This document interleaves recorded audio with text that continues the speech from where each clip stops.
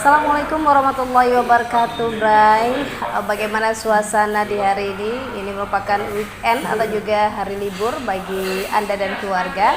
Kami juga berharap mudah-mudahan di hari libur ini bisa ditemani dalam keadaan sehat walafiat dan tidak kurang satu apapun.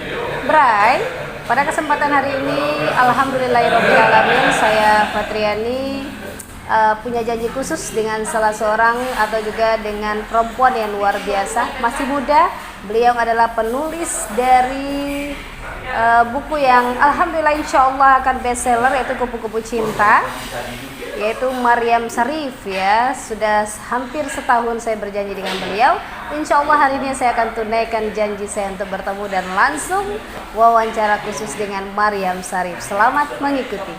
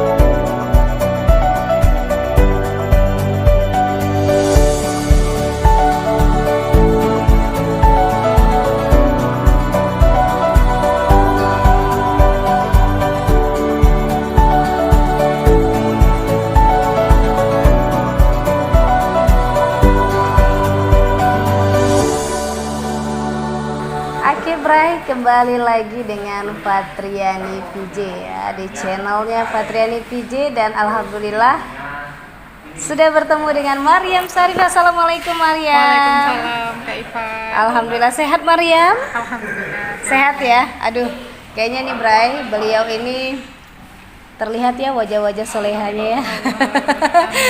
Ya supaya inilah semangat ya. Maryam, Ya Kak. ini ada suatu kejutan yang besar juga di channel Fatriani VJ. Setelah setahun lamanya kita menunggu untuk bertemu ya. Ya. Karena cukup lama Setahun sekali. lebih kita tak Setahun lebih kami tidak bertemu, dan alhamdulillah hari ini ada kesempatan untuk bertemu dan sekaligus wawancara khusus ya. Tentang, karena ini buku sudah dirilis ya, sudah launching ya. Sudah Kak. Judulnya adalah Kupu-Kupu Cinta. Cinta ya. Beliau ini saya lihat di dalamnya adalah sebagai penulis, sebagai penyunting, sebagai ya penulis sama penyunting. Nah, pertanyaannya, Kupu-Kupu Cinta ini diadaptasi dari apa sih? Pengalaman pribadi, pengalaman orang, atau apa gitu? Untuk novel Kupu-Kupu Cinta ini diadaptasi dari kisah nyata seorang wanita luar biasa juga, Ya. wanita yang menetap di Riau juga beliau.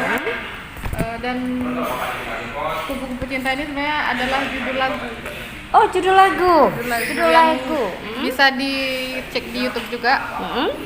Dan lagu itu tercipta karena ada kisahnya.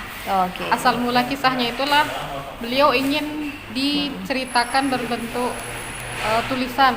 Dan terciptalah novel ini. Mm-mm. Setelah juga perjalanan wawancara dengan beliau. Mm-mm. Dan beliau minta untuk tolong tuliskan kisah ini karena beliau mungkin tak sempat menulis karena beliau dengan segala kesibukannya. Dan akhirnya alhamdulillah setelah sekian lama juga terrealisasikanlah kisah Kupu-Kupu Cinta. Kupu-Kupu Cinta. Jadi adaptasinya adalah dari pengalaman atau kisah nyata hidup dari seseorang perempuan yang penuh dengan inspirasi juga ya Maryam. Oke. Dari ini prosesnya berapa lama? Kalau untuk kami dari beliau minta ke selesainya udah lumayan lama juga Kak, dari tahun 2015. Wah, Lebih 2019 sudah ya. sudah selesai. 2019 dari 2015. Cukup lama ya untuk Cukup satu lama. proses buku ya. Proses sebenarnya kebetulan waktu awal mula kami bincang-bincang minta tolong tuliskan ini, posisi waktu itu masih kuliah. Ya. Jadi dengan kendala mau menyelesaikan kuliah, minta izin dulu Kak, mungkin kita tunda dulu proyeknya, mau selesaikan kuliah dulu. Oke, sampailah setelah kuliah nikah ini nih, jadi sempat tertunda karena beberapa kesibukan juga. Oke, kesibukan juga. Oke. Karena Mariam sendiri itu fokus nulis juga memang saat memutuskan resign jadi dari pekerjaan, memang pengen fokus di rumah, jadi istri, jadi ibu rumah tangga, dan kayaknya kalau di rumah nulis ini enak karena kita lebih banyak waktu di rumah. Baik, berarti ini nulisnya di rumah sambil juga ya, ngasuhana. Jadi terciptalah satu buku dengan judul Kupu Cinta yang juga sebetulnya adalah judul dari lagu ya. Jadi bisa berkesinambungan ya antara lagu kemudian buku. Betul. Yang menciptakan satu kisah hidup atau perjuangan juga. Ini luar biasa ya, Bray. Jadi buat yang suka dengan buku yang beraroma genre ada cintanya, ada perjuangannya, sayang banget untuk melewatkan ini. Oke, kemudian hikmah apa yang didapat dari perjalanan terciptanya sebuah buku ini? Pasti ada hikmah dong dalam alur cerita ini yang ingin dijual kepada pembaca. Dari kisah ini sebenarnya bukan hanya sekedar cinta-cinta biasa. Kalau novel-novel biasa yang kita baca, cinta dua anak manusia, mungkin direstui, mungkin tidak, dan sebagainya. Kalau ini lebih dia cinta yang memang betul-betul dia mengharapkan memang pasrah kepada Allah. Jadi akhirnya memang kepasrahannya itu berbuah manis. Kemudian cinta itu ya dapatkan juga tidak serta-merta mudah, dengan lika-liku perjuangan, dengan pengorbanan, dan akhirnya dia memang patut kita berikan wanita yang luar biasa lah beliau yang kita kisahkan dari kisahnya itu ya udah bisa jadikan dia inspirator lah. Betul. Ya bagi keikhlasan karena beliau di sini kisahnya itu beliau mengajar tanpa dibayar. Mengajar tanpa dibayar. Dan yang menariknya itu di kisah cintanya, di saat usia sudah melewati batas normal untuk menikah, sudah lewat. Terus di saat itu datang seseorang yang tidak disangka-sangka, yang tidak diduga-duga. Kemudian kan di saat itu beliau butuh tuh. Nah, kondisi di situ kondisi kegalauan itulah beliau pasrahkan kepada Allah, minta petunjuk kalau memang ini terbaik atau tidaknya. Akhirnya dengan keputusan yang begitu luar biasa lah, akhirnya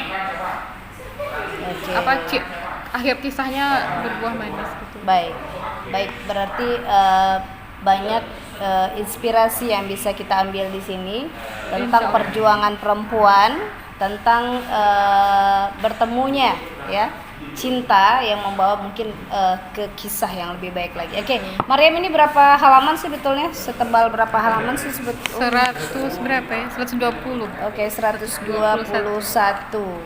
Memang sudah mencakup keseluruhan?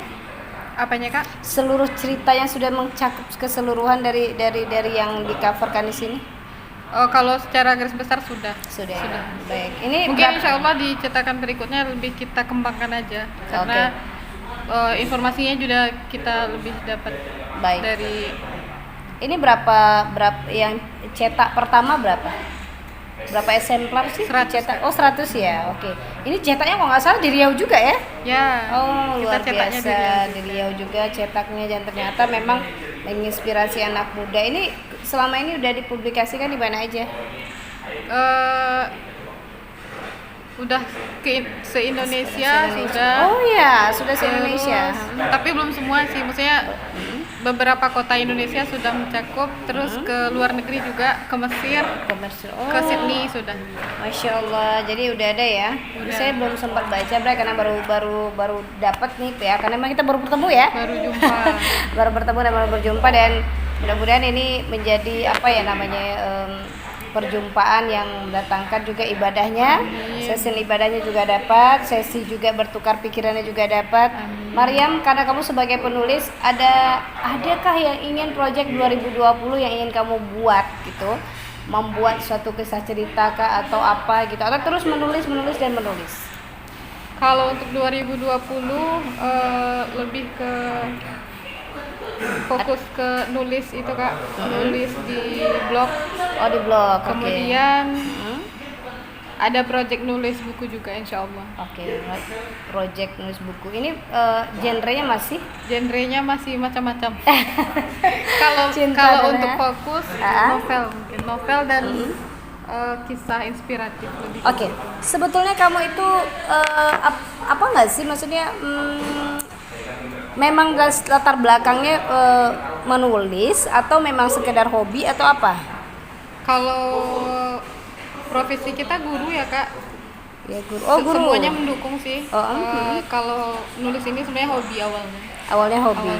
Pernah punya basically ikut pelatihan penulis atau cuman secara otodidak atau memang apa gitu? Otodidak. Kalau otodidak enggak juga sih. Memang ada pembelajaran kita ikut apa khusus? Kak? Ikut organisasi kepenulisan. Oke, itu juga ada dibimbing oleh kawan-kawan, oleh instruktur yang sudah senior ya, otomatis ya. Oke, itu di Pekanbaru atau di luar daerah? Kedua-duanya. Kalau yang sekarang ini yang masih lanjut nih kita umum sih. Dulu di Bukit Tinggi kan, terus sekarang pindah ke sini masih tetap ikut yang di Bukit Tinggi. Oke, baik. Ataunya memang ada literasinya adalah perkumpulan para penulisnya. Penulisnya. Kalau dulu memang aktif di Sumbar, ada kegiatan ini itu kita aktif insya Allah. Terus memang dibimbing oleh para senior kita yang luar biasa. Terus sampai di sini kita tetap masih komunikasi masih baik dan masih dibimbing sampai sekarang. Insya Allah. Ini karya pertama kamu atau sebelumnya sudah ada?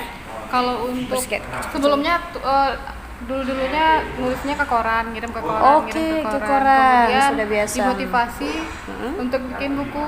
Awalnya dijadikan buku antologi namanya. Jadi beberapa orang penulis dikumpulkan tulisannya jadi satu buku. Satu buku, baik. Judulnya dulu itu Cinta di Ujung Pena.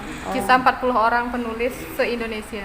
Oh, jadi artinya memang ada baru yang ini buku pribadi namanya. Pribadi yang nulis. Ini yang pertama. Ini yang pertama ya. Oh, mudah-mudahan nanti memang betul-betul bestseller ya. Amin. Dan bisa memang menginspirasi anak muda. Biasanya sih memang pemasaran ini lebih ke sekolah-sekolah sih sebetulnya, karena memang atau ke penikmat lagunya juga banyak yang senang ya.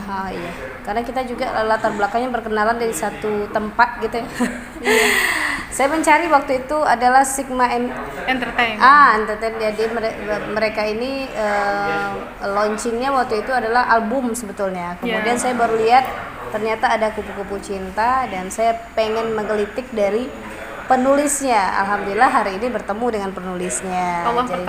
Allah pertemukan dengan penulisnya. Tadi kita sudah bicara tentang bagaimana buku ini awalnya dan kemudian pasarannya, kemudian hobi dari Maryam juga, karena sebagai penulis juga bergabung dengan penulis-penulis lainnya ya. Betul. Bukan hanya untuk otodidak, tapi memang benar-benar ada pembelajaran juga di dalamnya. Nah, sebetulnya dari segi keluarga mendukung nggak sih sebagai penulis, atau keluarga bilang kenapa sih harus pusing, kamu tuh hobinya apa sih, ngajar aja deh atau gimana gitu? Kalau dari keluarga sih mendukung aja Kak, mana yang kita senang ya jalani aja. Memang ada dari keluarga turunannya penulis gitu, hobi nulis gitu, atau hobinya ngelamun atau hobinya atau gimana? Kalau dari orang tua itu ayah mungkin lebih ke jiwa seninya. Oh, seni. Kalau ibu tuh memang dari dulu dia waktu kecil-kecilnya suka punya sahabat pena. Kalau zaman dahulu kala jadi ngirim surat terus sahabat penanya entah di luar negeri di mana-mana gitu. Oh iya, gitu. Zaman dulu kan belum ada. Pakai perangko, ngumpulin iya perangko. Betul, filateli ya. Kan zaman dulu kan memang ini ya. Oh, jadi turun ke anaknya ya. Mungkin Kak. Oh iya. Jadi kalau pribadi sebenarnya dulu termasuk yang nggak suka bahasa Indonesia. Kalau dulu Yeah. kan di SD soal terakhir esai itu silahkan tulis karanganmu tentang cerita liburan Ke rumah di nenek rumah atau di ini, kampung gitu. Jadi itu paling soal yang paling nggak suka kita dulu. Cuman setelah kita selesai SD, kita masuk asrama, biasanya kita kalau ada apa-apa cerita sama orang tua, sekarang nggak ada tempat cerita kan. Terus ke teman pun pasti dia juga punya yang kisah yang juga dia ingin Kisah, cerita, betul. tentu Ya. bertolak belakang nih, tidak akan selesai. Jadi akhirnya kemana ya cerita kemana? Akhirnya ke buku. Ke buku. Nulis Oke, diary. nulis ya. Oh, berarti ini suatu karya yang positif dong. Ya, Ketika nulis kita pengen curhat kepada orang lain, juga orang lain punya permasalahan pribadi, akhirnya kita curhat ke tulisan. Betul. Gitu ya. Setelah itu nulis diary. Terus karena di di asrama kita banyak luang juga, akhirnya kita ngisi waktu luang baca di situ keinginan pengen nulis lah, pengen punya Satu nama karya. kita ditulis di buku tuh kayaknya seru gitu Oh, dulu gitu awalnya ya. Karena dan alhamdulillah Allah tuh memang keinginan kita tuh kita pegang kuat aja dari kecil, dan Allah akan kasih jalan yang kita nggak sangka-sangka. Iya betul. Artinya memang dari keinginan ya. Iya. Allah luruskan dari ketidaksukaan dari awalnya. Nggak suka Iya, nulis, tidak nggak suka nulis. Iya betul. Terkadang apa yang kita tidak suka itu yang menjadi Iya betul. kebanggaan bagi kita ya. Baik dan Kalau ternyata- Allah bilang itu yang terbaik untuk kamu. Iya betul. Jadi udah dapat ya hikmahnya ya. Jadi dari satu buku ini sekarang sudah menginspirasi ingin menulis dan selanjutnya bisa membuahkan karya. Betul. Ya, jadi kalau sudah terbuat satu karya seperti ini, Bray, otomatis akan dikenang. Tapi saya jadi ingat, salah satu kenapa kita tidak boleh mati dulu adalah buat tulisan. Betul. Nah, karena tulisan ini akan dikenang. Yalah, jadi kamu Panutan sudah. kita kan Buya Hamka. Iya betul sekali. Oh iya, kenapa? Ini menarik sekali. Kenapa dia katakan panutan Buya Hamka? Hanya karena kamu berasal dari Sumatera Barat. Sumatera atau apa? Atau ada yang menginspirasi kamu? Kebetulan ayah saya besar di daerah Buya Hamka besar juga. Masya Dan Allah, memang ya. beliau dari kecil bilang jadilah seperti Buya Hamka, karena meskipun beliau mati tapi ilmu beliau tetap dikaji, tetap dipelajari, dan pahala terbesar yang kita tetap akan terima itu ya dari ilmu yang kita tulis dan dibaca orang terus Masya menerus. Allah. Jadi memang sudah ada ya, barometernya adalah Buya Hamka. Hamka. Dan benar ternyata ilmu yang beliau buat itu sekarang buah karyanya bukan hanya dalam tulisan, sudah difilmkan ya. Luar biasa ya. Pengen jadi seperti Buya Hamka, namanya dikenang, Masya Allah. Iya ternyata. Mudah-mudahan. Ini menginspirasi saya, Bray. Jadi jangan lupa ya, setelah dia ada kupu-kupu cinta, nanti kan Fatriani Vivi juga bakal mengeluarkan itu karya satu buku Kak ya. Ifat, amin. Oke, bantuin ya. Insya Allah. Masya Allah. Oke, ada cita-cita kamu yang pengen? Maryam punya cita-cita mungkin ke depan apa gitu? Kalau cita-cita ke depan umum sih, pengen jadi orang yang berguna bagi diri sendiri, keluarga, dan orang lain. Dan mungkin orang bilang untuk apa sarjana tapi kok di rumah aja. Mohon maaf, kita di rumah juga kerja, Iya. kita juga ngasuh anak, kita memanajemen rumah itu juga luar biasa. Betul sekali. Terus kita juga bisa nulis ternyata di rumah kan Kak. Betul. Jadi intinya kita saling menghargai aja. Kalau orang itu di rumah ya hargai, terus orang itu bekerja tetap kita hargai juga sama-sama. Karena memang ada celetukan Kak, apa katanya? Itu bagus nggak usah sekolah aja dulu kan, di rumah aja jadi tukang masak gitu kan. Salah sekali. Salah. Jadi intinya kita di rumah kita tetap berdaya, dan Betul. cita-cita kedepannya insya Allah pengennya tetap jadi orang berguna, jadi penulis, dan tulisannya bisa dinikmati orang banyak, dan pinginnya sih difilmkan seperti Di ya film Buya Hamka, ya Buya insya Allah. Hamka, amin. Mudah-mudahan tercapai Maryam. Karena memang harus selain usaha, doa juga penting ya Maryam ya, betul. Jadi satu karya biasanya memang seperti itu. Ketika satu karya tersebut sudah dibukukan, biasanya menarik bagi produser untuk memfilmkan. Nah, Jika mudah-mudahan kalau mudah-mudahan tertarik ya Kak. ya, Ada yang karena memang kalau ceritanya menarik, insya Allah akan jadi menarik kan. Baik. Kemudian bercerita tentang kenapa sarjana ternyata di rumah saja. Terkadang mindset inilah yang harus dirubah ya, karena untuk mendidik anak saja itu harusnya sarjana. Seharusnya iya. Karena pendidik utama bagi anak-anak kita adalah ibunya. Pendidikan Ibunya harus pendidikan tinggi ya kalau bisa, karena memang ada juga ibu-ibu yang tidak sempat berpendidikan tinggi tapi dia kan 100% jadi ibu rumah tangga. Iya. Ingat itu adalah pekerjaan sangat berat karena jamnya 24 jam, Bo, bukan 8 jam seperti kita bekerja di luar ya, Maryam. Dan ini memang sangat bermanfaat, apalagi Maryam sebagai ibu rumah tangga sarjana kemudian menjadi penulis. Dari rumah bisa melihat, memang membaca ini jendela dunia memang ya. Jadi jendela ilmu, jendela dunia. Jadi kalau kamu pergi pada suatu tempat, sebelum kita pergi kita baca dulu. Betul. Lihat dulu sehingga ketika kamu berada di sana, di satu tempat tersebut tidak pernah merasa katro atau tidak merasa ternyata oh ini ya gitu.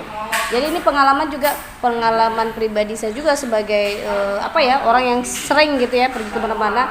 Sebelum sampai ke kota tujuan tersebut saya lihat dulu, saya baca dulu tempatnya, cari gudang ilmu lah ya, cari di mana-mana, akhirnya bisa sampai ke tempat tujuan tersebut. Saya tidak katro lagi, artinya apa?